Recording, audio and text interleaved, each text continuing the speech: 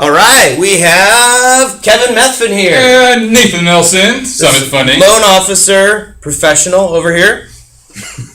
And I'm a rookie. But today, what we're going to do is we're going to go over a scenario that we are dealing with daily. And it's a loan officer client conversation.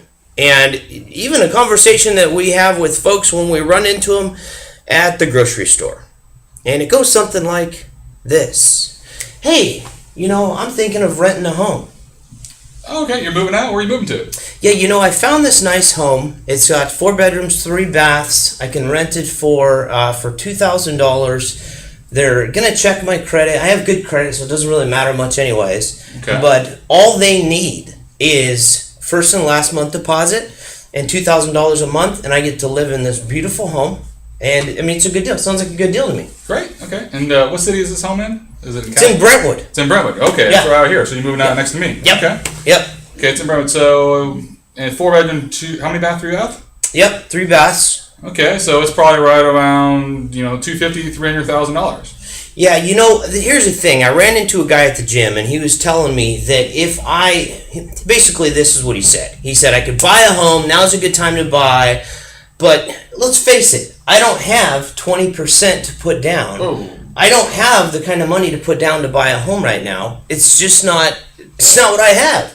But I could move into this rental home and live happily for at least a year. It's a year contract I'm going to sign. Okay, well, let's stop right there. You said you need to put 20% down? That's what the guy told me. That is not correct. He said you get a loan, you put down 20%, right? So I'm thinking this house is probably worth $200,000 to $300,000. If it's $300,000, 20% is $60,000. I don't have $60,000. So guess what? I'll rent it for $2,000 a month, right? Perfect. Yeah. Dude, what if you only had to put 1% down? That'd be what? $2,500 and $3,000?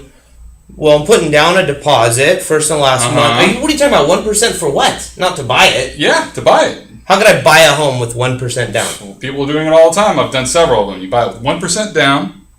It's actually 3.5% down, but you get a credit. We'll go into that later. Anyway, 1% down on, let's say it's $250,000. That's $2,500. You were talking about putting $4,000 down to go I have to put first and last, so it's $4,000 down, and then it's $2,000 a month, and I can rent the home for a year. So, okay. What if you put? Let's see. Let me do the math in my head. What if you were to put 1% down instead? Just hear me out. Okay. Let's say it's $2,500. Yeah. Okay. And what if your mortgage payment with everything, taxes, insurance, mortgage insurance, the whole thing was only $1,700 a month? So you're saying I could buy a home now and pay less than what I'm paying in rent? I do it all the time. Isn't it crazy? Okay, here's problem number 2, though. I love that. But the guy at the gym told me this. He said the house prices are still dropping and probably going to continue to drop for the next 4 or 5 years. Why would I buy a house now when we saw what happened back in 07 and 08 when the house prices just dropped to the floor? I don't want that to happen to me. That's a legitimate concern, but guess what? According to Forbes.com, I was looking this morning, Brentwood, this whole area is stabilizing right now, and actually values are going up in 2012. So if I buy a home, you think that my future with this home is that the home will actually go up in value? Yeah. Traditionally speaking, housing values have always eventually gone back up, and at about 10% a year. Okay.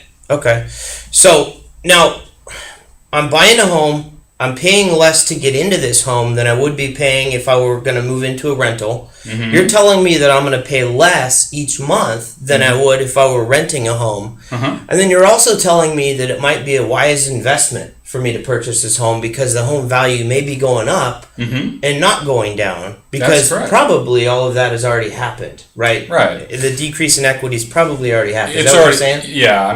We're at the point now where to buy a house, it's lower than the replacement cost to fix the house. The same $250,000 house you buy, replacement cost to fix it back up is about $400,000.